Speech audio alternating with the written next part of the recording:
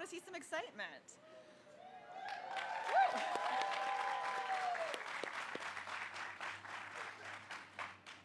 All right, good morning. I'm Holly Arnold, MTA Administrator. A little over 1 year ago today, we gathered to celebrate Governor Wes Moore relaunching the Baltimore Red Line. And I'm delighted to see us come together again to celebrate the progress of this project. So thank you for continuing to be a part of it. We're grateful to be here at the Bayview campus of Johns Hopkins today. I want to thank our gracious host, Kevin Sowers, president of the Johns Hopkins Health System, and Jennifer Nichols, president of Johns Hopkins Bayview Medical Center. MTA's relationship with Johns Hopkins spans decades and is an important partnership for the Baltimore region. Before we get to the heart of what brings us here today, I'd like to welcome the many distinguished guests who are part of this historic occasion. First of all, Governor Wes Moore, thank you for your leadership in bringing us all together to advance transportation for the Baltimore region.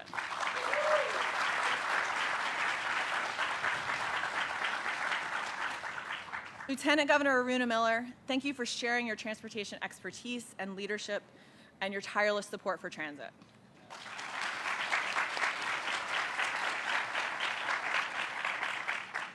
Transportation Secretary Paul Wiedefeld, we're so glad to be able to count on your experience across our transportation projects.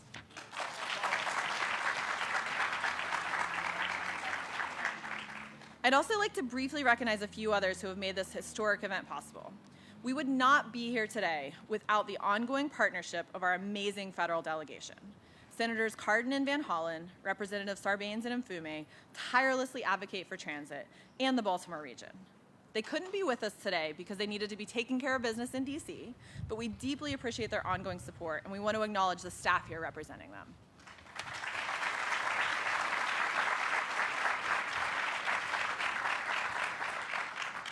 I'm also grateful for Baltimore Mayor Brandon Scott, Baltimore County Executive Johnny Olszewski, and all of those who are working to make the Baltimore region thrive. Thank you for your support and for making the power of public transit a priority.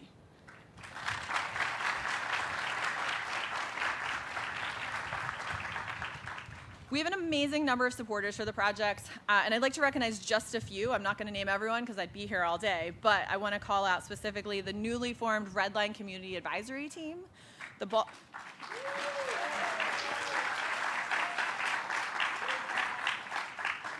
Red Line interns, the Baltimore Regional Transit Commission, the Greater Baltimore Committee, Baltimore Metropolitan Council, the Greater Washington Partnership, and our many advocacy groups, including Transit Choices, Baltimore Transit Equity Coalition, and CMTA. Thank you all.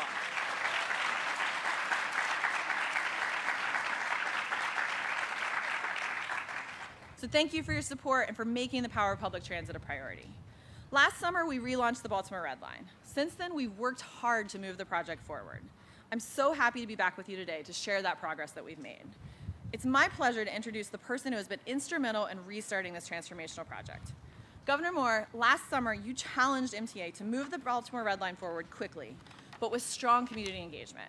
Our team has leaned into that challenge, and we appreciate your strong support and guidance. Please join me in welcoming Maryland Governor Wes Moore.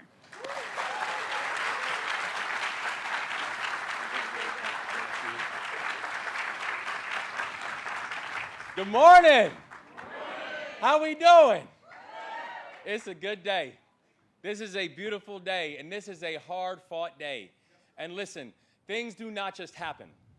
Things are made to happen. And this is the team that made today happen. Congratulations. This is a day that we will celebrate for generations to come. Thank you. And Administrator Arnold, I just want to thank you. You know, we talk about people who, without them today, would not be here. You are one of those people. And so thank you for your diligence. Thank you for your community focus. Thank you for your leadership. And thank you for everything you do to make sure that everybody is seen in this city, in this state. Congratulations, and thank you so much, Administrator. And this is a great day for Baltimore, y'all. And it's a great day for Maryland. And it's important to understand that to get here, it took a journey. It took a journey of many steps, a lot of conversations, a lot of hard work, a lot of push, and a lot of determination. Today did not just happen. You all made it happen. Because this journey, to understand it, you also have to understand what it took to get here. because over 2 decades ago, leaders from around the city and around the state and leaders from every single sector in our society got together and first started working on the first iteration of the Red Line Project.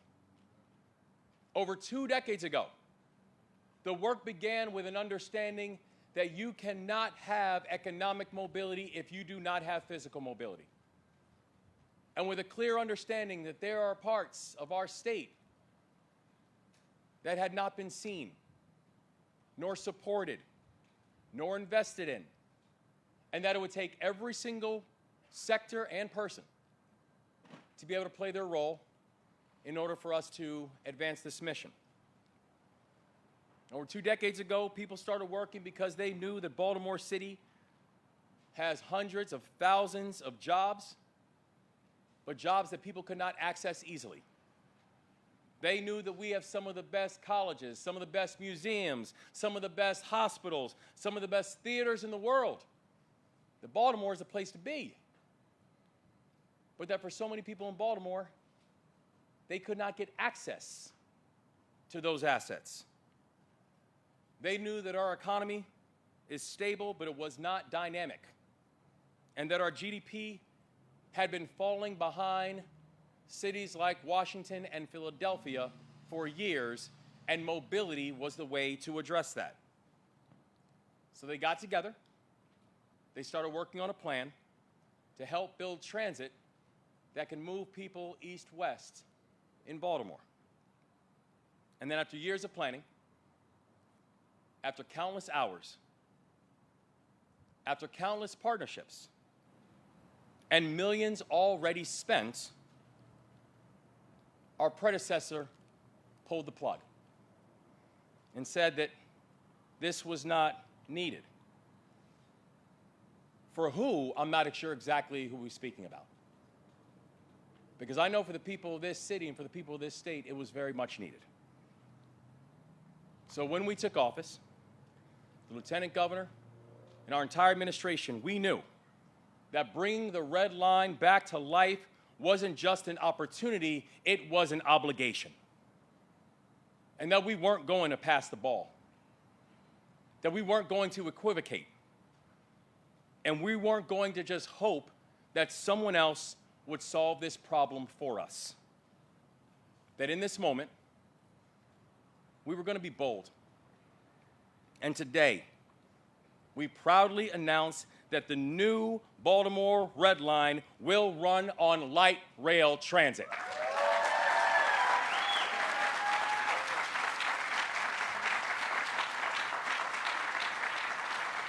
And listen,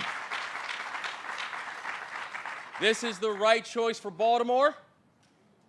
It's the fair choice for Baltimore. And it's the right and the fair choice for the state of Maryland. And here's the beautiful thing about light rail. It speaks to both Baltimore's legacy of leadership in the last century, and it reaffirms our newfound leadership in this century. Because sometimes it is easy to forget that Baltimore City used to be on the leading edge of public transit. The first commercially operated streetcar in America began its operation in Baltimore. It wasn't New York. It wasn't Philly. It wasn't Detroit. Baltimore. And today, we will reclaim the mantle of innovation. And it's going to have direct impact on the everyday lives of our neighbors. It will help the single parent who needs to commute across town to get to work. It will help the high school student who needs to get to school in another part of the city. It will help Marylanders of all backgrounds travel from where they live to where opportunity lies. And this decision won't just help individual people and families, it will generate enormous economic growth that will resonate not just in the city of Baltimore, but all throughout the region. Because,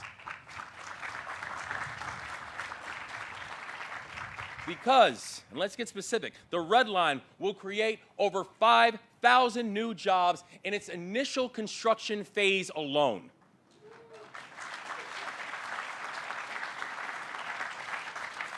The Red Line will drive over $10 billion in economic activity from the construction alone. That the Red Line will help to deliver more than $6 billion of income for local workers. So this is a big deal. And we couldn't have gotten to this point without all the leaders that we have here today. I want to thank our fantastic Lieutenant Governor Aruna Miller for her work. I want to thank our extraordinary Secretary of Transportation, Paul Wiedefeld, for the work that he continues to do to lead us so valiantly. I want to thank Administrator Arnold for all of her leadership and work in making this happen. I want to thank all the members of the Moore-Miller administration who have just put countless hours and effort into making sure that when we said this project needs to get done, they said, oh, it'll get done. I want to thank our amazing local partners inside this work. Mayor Scott, County Executive Olszewski, you all have been remarkable partners since day one on this, and we are so grateful to have you here because this celebrates a full circle moment that we got a lot done and we got a lot more to do. We're grateful for both y'all, and thank you so much. Commissars, and the work that you all continue to do over here with not just at Hopkins and the work throughout, but just continuing to understand and continue to place humanity inside this work, and we are so grateful for you. And that's the baddest red bow tie that I have seen all day long. I love it. And all of our federal partners, our congressional delegation, who have made sure that this would get moved to the front of the line. And also, I would be remiss if I didn't give a special shout out to President Biden, to Vice President Harris, to all the members of the Biden-Harris administration who have made infrastructure a top priority for Baltimore, for Maryland, and for this country.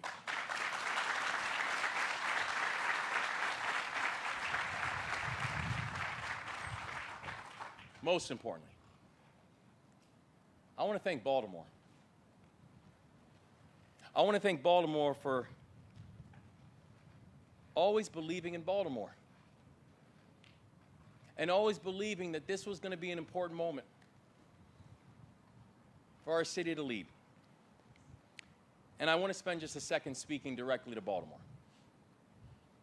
Because when I say this is going to be Maryland's decade, and I want to be clear, when I say this Maryland decade, people before are like, oh, that sounds cute. But now we got receipts. This really is going to be Maryland's decade. People see this now. We weren't playing. But in order for this to be Maryland's decade, it's got to be Baltimore's time. And when people say that, of course you'd say that. You know, you're a Baltimorean.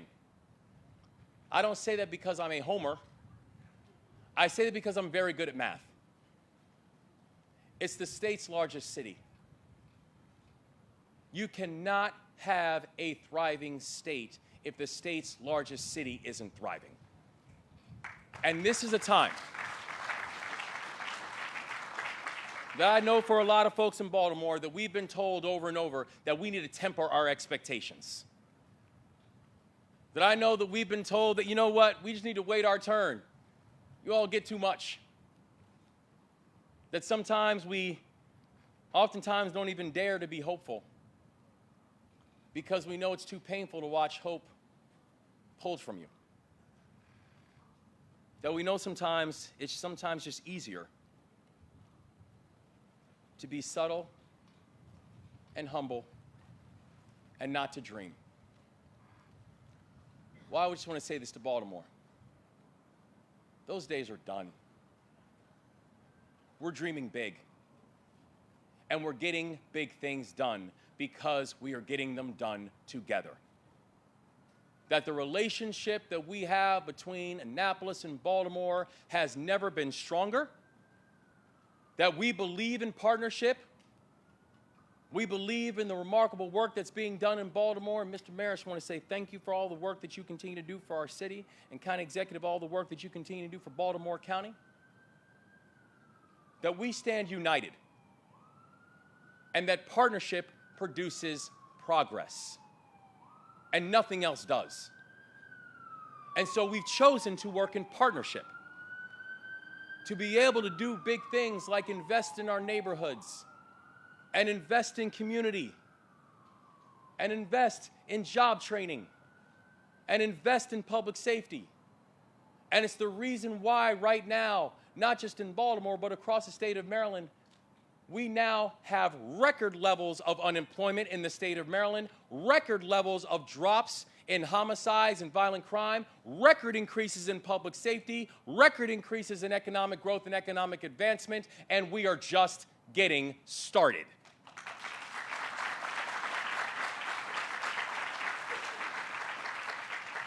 That we've shown we're not going to make choices, and particularly make false political choices.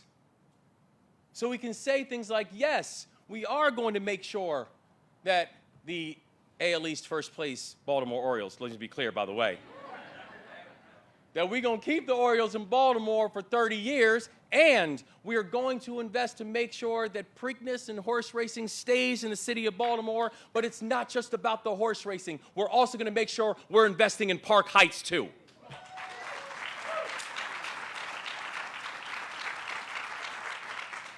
That this is a time that we're going to make this moment matter.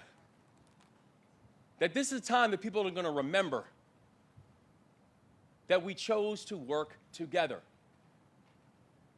And the results were that we could do big things. And so from this point forward, we will rally. We will rally around the banner of this new insignia, specifically designed for the newest chapter of the Red Line Project. And in fact, I'd like to invite our Lieutenant Governor up so we can display exactly what this looks like.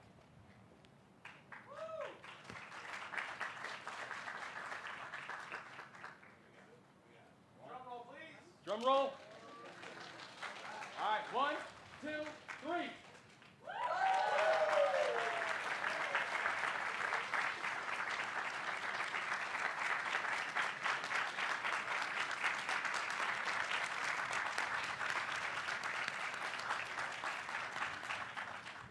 This is not just the logo. This is the banner of promise.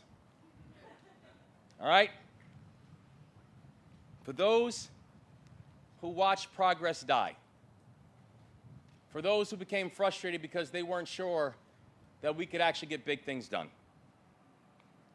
to those who want to live in skepticism and cynicism, I say this: sit by, watch us work, and watch us win. Because we're going to win together. This is a time when Maryland is going to choose to do big things. This is our decade, y'all. And this project is going to be a core reason why. And so I'm honored and delighted to bring up my partner inside this work. And I tell you, when I first asked Runa Miller to be my running mate on this ticket, and I knew that this was something we wanted to get done, I have to say, the fact that she was a transportation engineer, that helped out quite a bit.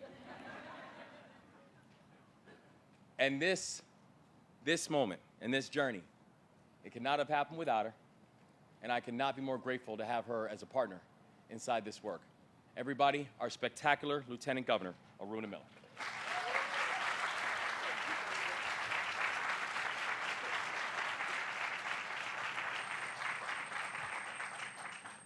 Well, good afternoon, everyone. You know, I got to tell you, if that's the reason, Governor, you chose me to be Lieutenant Governor, here's one for the nerds of the world, okay? Love it. And what a beautiful logo this is, right? And that is what's fitting for a beautiful city of Charm City. You deserve nothing but the very best. Now, I've noticed on the logo, there's, I don't know, it looks like a V up there. V for victory, right? That's what this is leading to. So again, thank you all for being here this afternoon.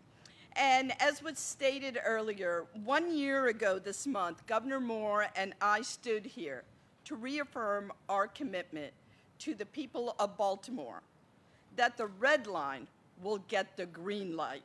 And today, we stand here to say we have listened to the community, the people have spoken, and Baltimore wants the red line to bring light rail to Baltimore.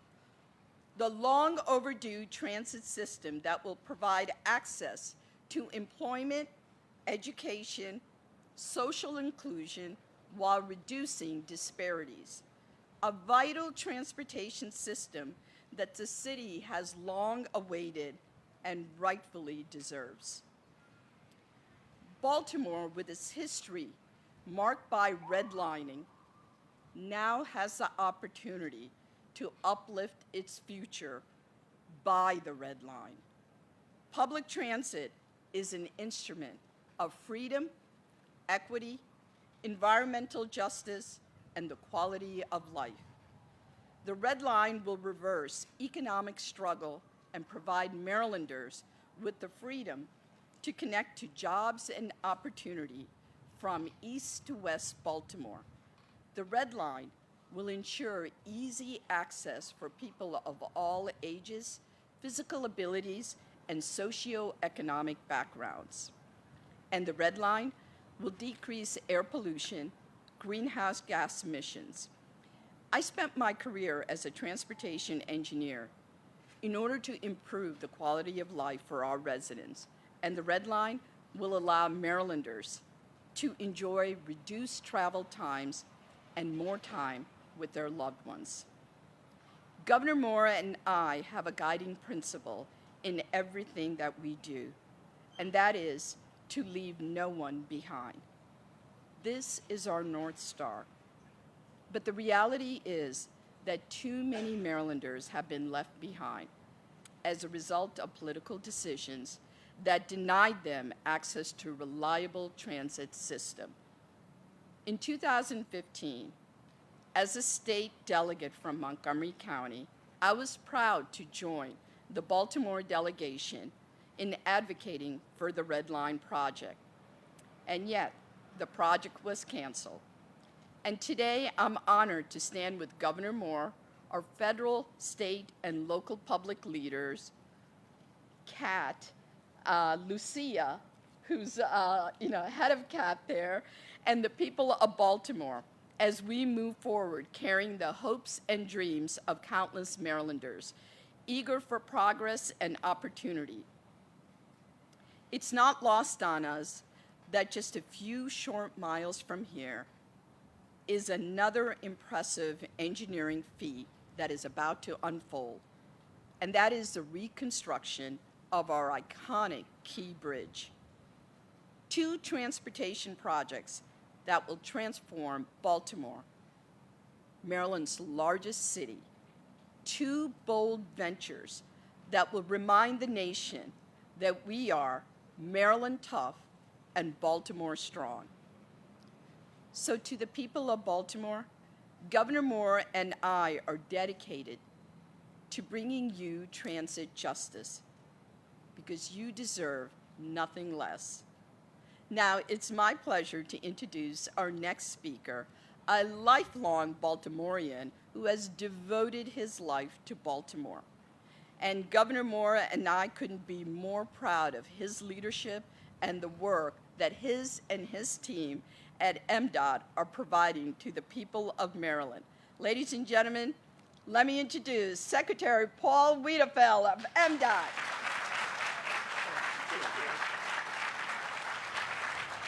Good afternoon, and thank you, Lieutenant Governor. Governor Moore, you may not remember this, but about 18 months ago when you interviewed me, there was a to-do list, and number one on that to-do list was the red line. So this is a major milestone in chipping away at that to-do list. And you also mentioned the two-decade history with this project. That's why this project is personal to me and to many in this room that I dealt with 2 decades ago. We had this project, right? This project has been needed. It's been needed for decades. People know the East-West movement in Baltimore City. Anyone who's grew up in Baltimore City, they know the difficulty of particularly moving by transit east-west in this city, and it is needed. And it's needed today, but more importantly, or just as importantly, it's needed for the future. That's what this is about. It's about the future of Baltimore City and the Baltimore region, because it supports everything that we're trying to achieve here, not just in mobility, but economic growth, environmental quality, equity. That's what this project's really about. So thank you, sir, and thank the entire team for everything they've done to get us this far. We got a lot of work to do, and we're ready to go. We're moving. Holly and her team are fantastic, and we're going to get the next phase of this done, and then we're going to get the federal money, and then we're going to build this thing. So thank you, sir. With that, I'm going to introduce the next speaker, great county executive, Johnny O.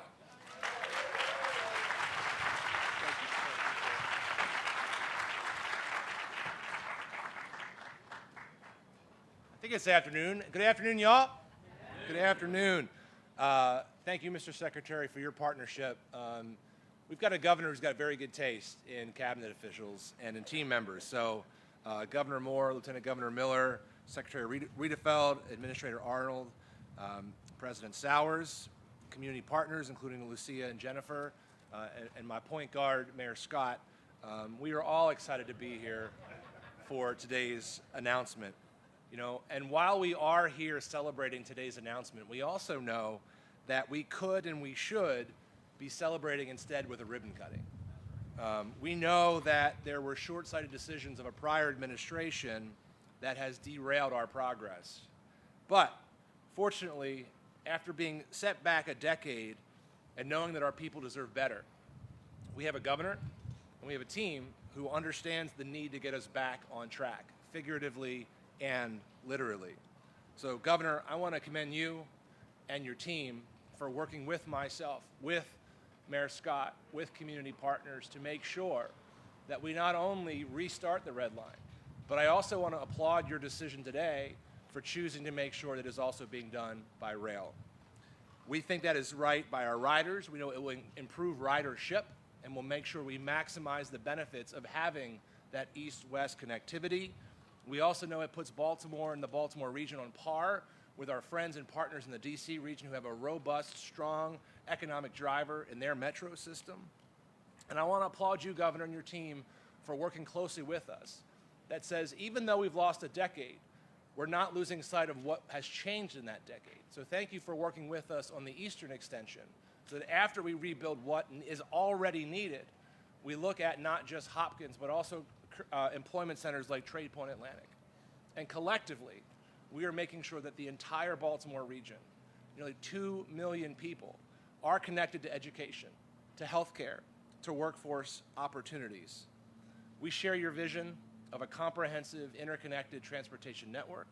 We applaud you not only again for putting this back on track, but for doing it with rail and with our support and with the involvement of local partners, state officials, our incredible federal delegation, and not forgetting the community along the way.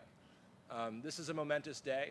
We have a lot of work to do, but we're making incredible progress. And I know that the next speaker shares in that excitement. He is someone who is a son of Baltimore, who believes in the promise of Baltimore's future, and someone I've had the privilege and honor of working alongside as we build together, recognizing that we rise and fall as one region.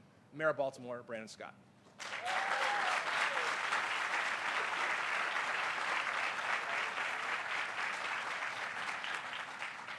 Good afternoon, everyone.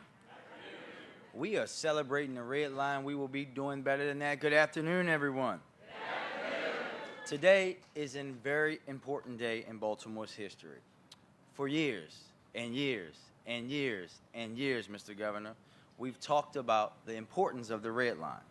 A lot of that talk was about the crippling effect that the original cancellation of the Red Line had on the city of Baltimore. Of course, that was done by the former governor, who took Baltimore off the map, literally and figuratively, as he decided that the people here didn't need this project because in his eyes, the people here didn't matter.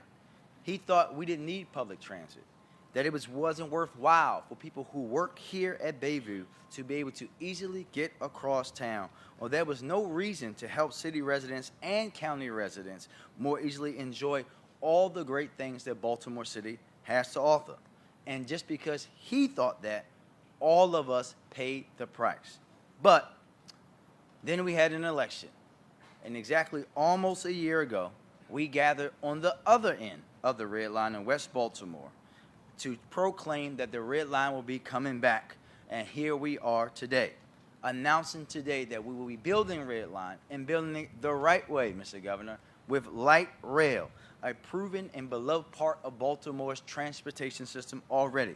In my mind, clearly, that's the right choice. And I want to thank everyone who's been a part of getting us to that point, because we all know it's been a long, long road to get to this announcement. Mr. Governor, Madam Lieutenant Governor, Mr. Secretary, Madam Administrator, Mr. County Executive, our wonderful congressional delegation, to the President and Vice President, thank you. Because at the end of the day, it sends a message to the residents of Baltimore that we, again, are a priority. But for the most of us, that prioritization never went anywhere. As you said, Mr. Governor, Baltimoreans always fight for Baltimore, and we're going to continue to do that each and every day.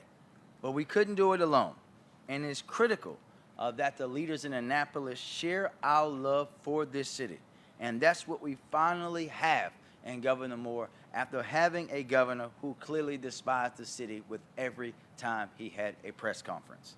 Mr. Governor, on behalf of all of Baltimore, especially those who come from parts of Baltimore that have been historically forgotten, thank you. And as a former high school student that made that trek from west to east and back again every day, I can assure you that with your commitment to the Red Line, Baltimoreans feel seen and valued. Today's announcement shows that the time for talk is over, and the time to actually move forward with a plan that works for all Baltimoreans is here.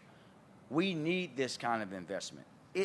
We need accessible transit that makes life easier for those who live, work, and play here, and we know people love to come here to play, especially when the Orioles are in first place.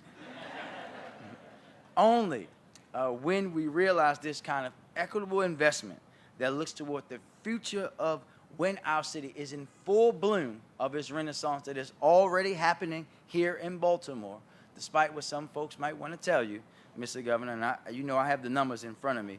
When you have a 34% reduction in homicides on top of a 20% reduction in homicides, when you have a 31%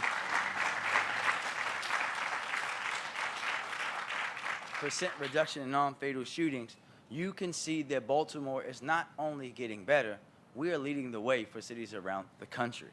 And I don't want it to be lost on anyone that this Red Line will bring opportunity for prosperity to West Baltimore, where the shells of homes that are the product of redlining stand today. That message that is being sent to those people, to those families who were displaced by a highway that doesn't exist, who knew that their neighborhood was devalued just because of the color of their skin, that they are now going to have a 21st century transportation system built in their neighborhood, Mr. Governor, sends shockwaves through the culture of West Baltimore. And I could not be happier to be here today to celebrate this project. I'm thrilled to take this step, but I can't wait to take that first ride. Thank you very much. And with that, I will introduce my near and dear good friend, President Kevin Sowers from Johns Hopkins. Thank you very much.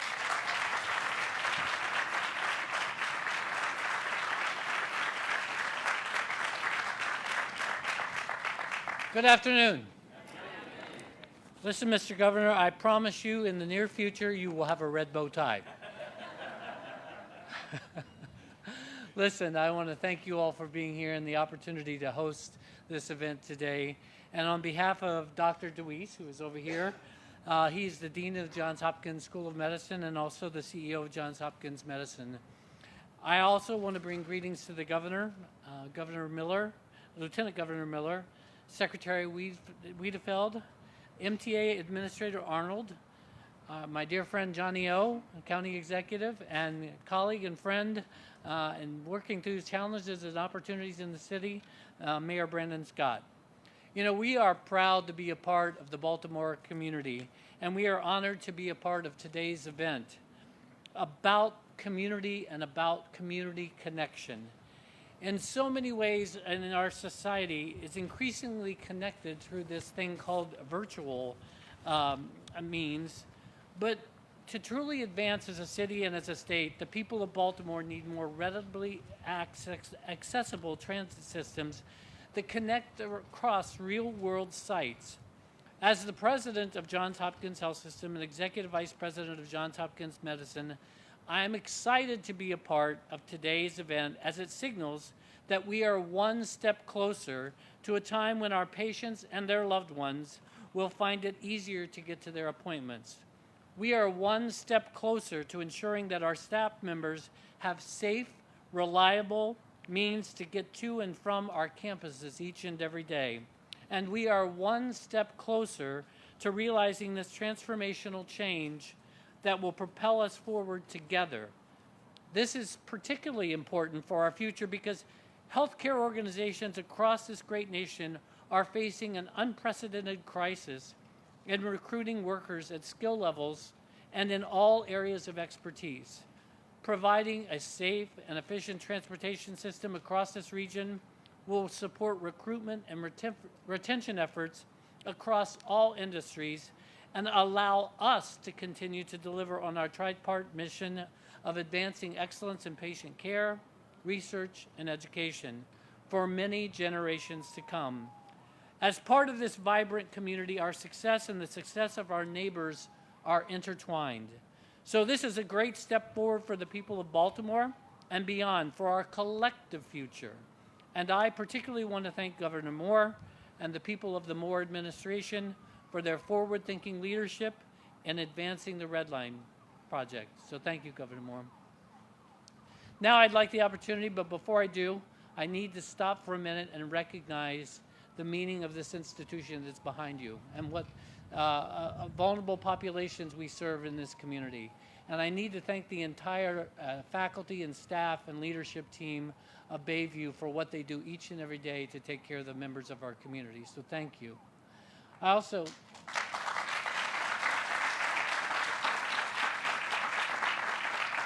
have the great privilege right now to hand over the microphone and podium to President Jennifer Nichols.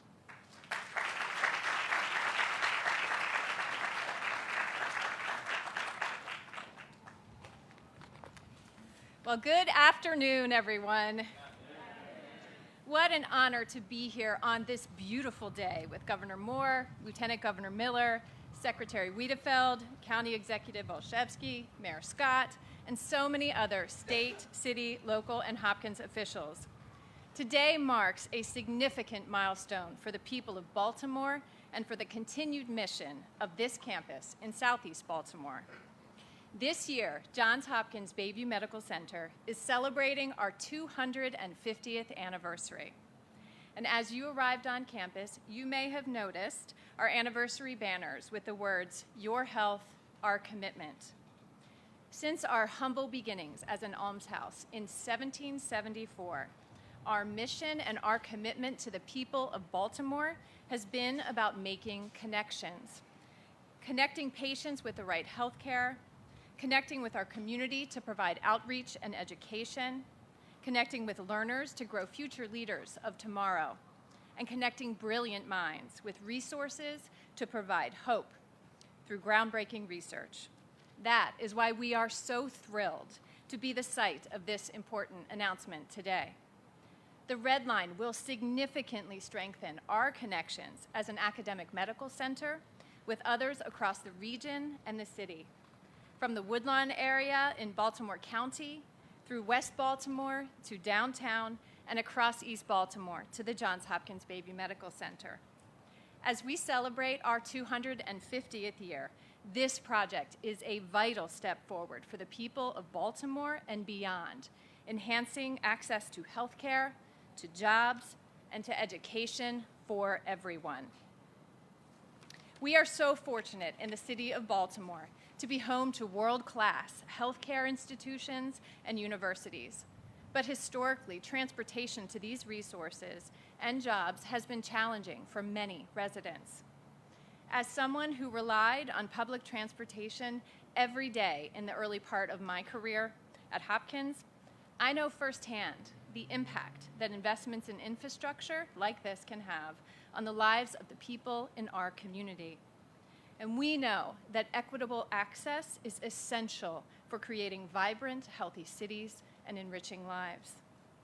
This new Red Line will make it easier for patients and their family members to access some of our unique services here, like the Johns Hopkins Burn Center, the Asthma and Allergy Center, our nationally recognized geriatric programs, and the Memory and Alzheimer's Treatment Centers, to name a few.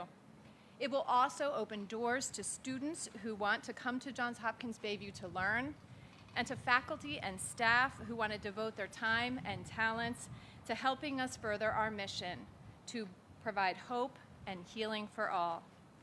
We are so honored to be a part of Baltimore's future in this very special way.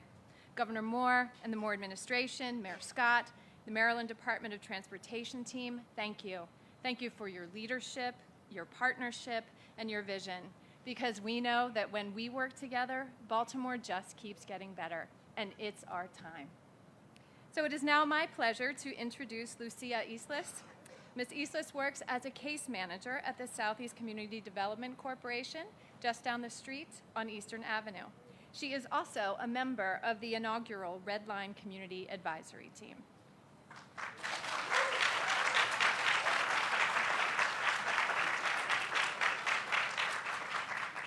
Good afternoon, everyone. My name is Lucia Islas, and I'm here today wearing many hats. I do in my life every day, as I do in my life every day. I am a mother, I am a Baltimore City community member, a worker, an immigrant who has found opportunity in a new place. And I am also an advocate for all those trying to do the same. Throughout my years, volunteering with community organizations such as Mis Raíces, Ángeles de Baltimore, Comité Latino de Baltimore, and right now my work is a case manager at Southeast CDC. Previously, I worked here at Johns Hopkins with Centro Sol, and I have seen time and again how what people truly want is a way to improve their lives and create opportunities for the next generation. Access to opportunities like jobs, skills training, education is empowerment, and the Red Line will make that access a reality. I am so proud to be on the Red Line's Community Advisor Committee so that I can bring the voices and perspectives of those who are working every day to build stronger communities in which people can thrive.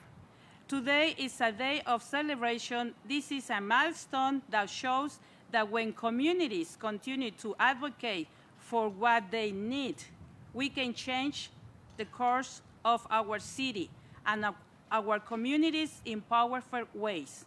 Thank you so much. And I will now turn things back to the Administrator Arnold to close the day. Thank you.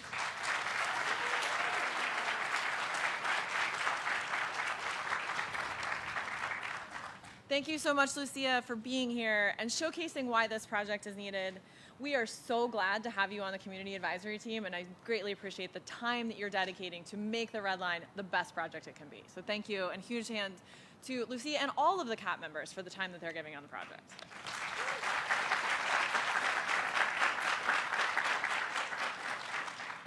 It's people like Lucia and the community members she served that drive our desire to create a more equitable, stronger, and thriving Baltimore region. I want to reiterate again how grateful we are for the shared commitment for all of our partners regarding the success of the Baltimore Red Line. So thank you for being here today, for celebrating this project. This will end our events. I want to encourage everyone before you leave to stop by the table at the back and get an updated t-shirt with a new logo on it. And then I'm going to invite the governor and secretary up. I think we'll take a few minutes of questions from the press.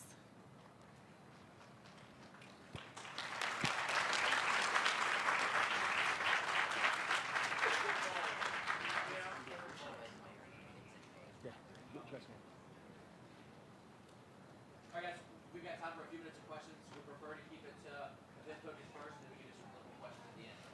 Governor Moore, you're facing budget constraints. You just saw the legislature increase car registration and tobacco prices to cover some transportation costs. How are we going to fund it? Yeah, well, and I'll ask Secretary Whitfield to come up as well. We know that we have the resource we need for the phase that we're in right now, and we're excited to be able to properly utilizing those resources to be able to continue moving us forward. I do think it's important to remind people that elections do have consequences.